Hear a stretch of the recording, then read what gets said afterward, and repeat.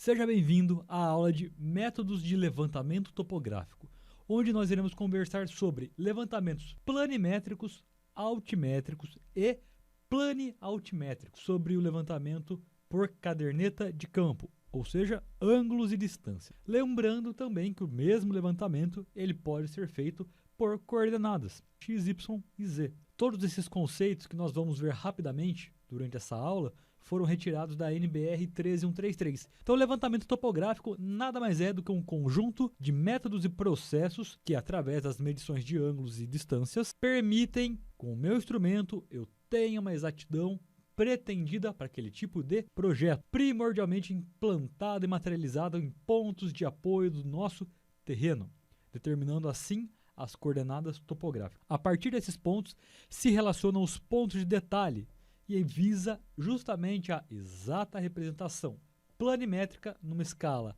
pré-determinada e com representações altimétricas por meio de curva de nível, ou ainda estabelecendo sua equidistância pré-determinada para o tipo de projeto com a utilização de pontos cotados. Entendendo o que é levantamento topográfico, a gente já consegue trazer para os métodos aplicados. Então, um deles, que nós veremos, é o planimétrico, é o levantamento planimétrico. Em termos conceituais, levantamento dos limites e confrontação de uma propriedade. Isso é a parte mais importante que você tem que entender do que é um levantamento tido como levantamento planimétrico. Pode até ser traduzido como levantamento topográfico do perímetro. É a determinação do limite do imóvel. Quando nós falamos sobre o levantamento planimétrico, automaticamente você já pode perceber que virá um planimétrico cadastral. Então, se eu falo de planimétrico apenas, é delimitação do perímetro do meu imóvel. Trouxe a informação cadastral, a gente acresce elementos relacionados a objetos que não necessariamente fazem parte do limite, ou seja, tem uma árvore, tem um poste, tem uma guia, um meio-fio.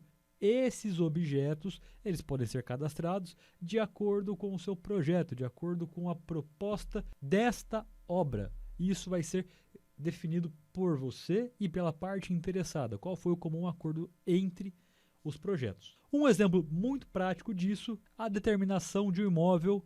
Então eu tenho aqui, pessoal, não estou falando de georreferenciamento, porque no planimétrico a altitude não é levada em consideração, tá?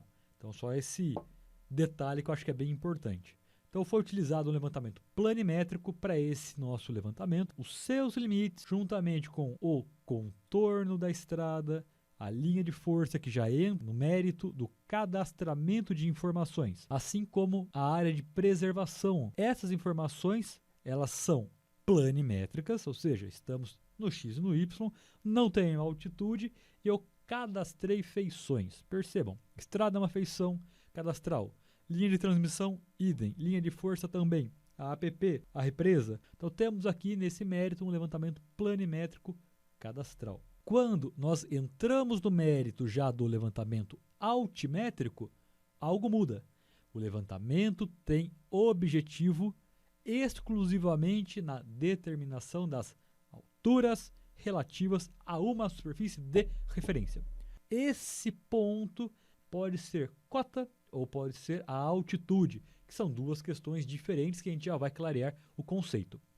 Dos pontos do apoio ou ainda dos pontos de detalhe do seu levantamento, pressupondo-se o conhecimento de suas posições planimétricas, visando a representação altimétrica da superfície levantada. Então, se eu parto do princípio que é de uma altura relativa, eu tenho a altitude, que ela é mensurada a partir do nível médio dos mares, que é o que nós temos aqui no desenho abaixo. Rede de referência de nível, uma RRN, por exemplo, eu estou falando do nível do mar.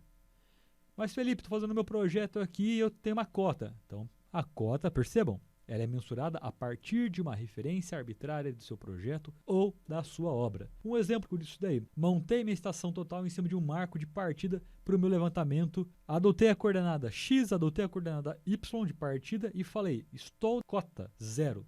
Então, a partir daquele ponto, que é a sua referência daquele projeto, todas as informações altimétricas estarão referenciadas.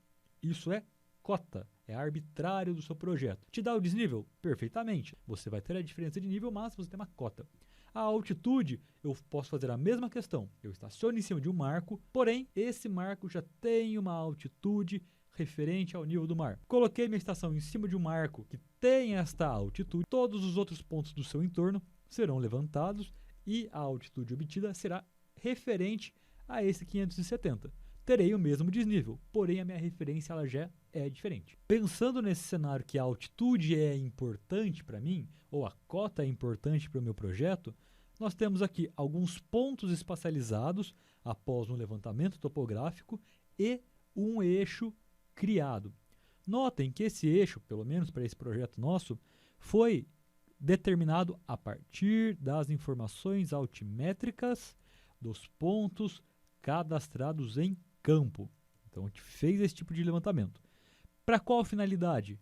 Gerar posteriormente um perfil do nosso imóvel. Então eu sei qual é a condição altimétrica deste meu imóvel. Ele não é plano. A gente não desconsidera nenhum tipo de variação de nível, de desnível, igual é feito na planimetria. Porém, existe ainda uma terceira forma de levantamento, que ele combina o planimétrico com o altimétrico e ele se transforma no levantamento topográfico plani-altimétrico. Nele, além da determinação do perímetro do nosso imóvel, a altimetria do relevo é trazida também e ela também é mensurada.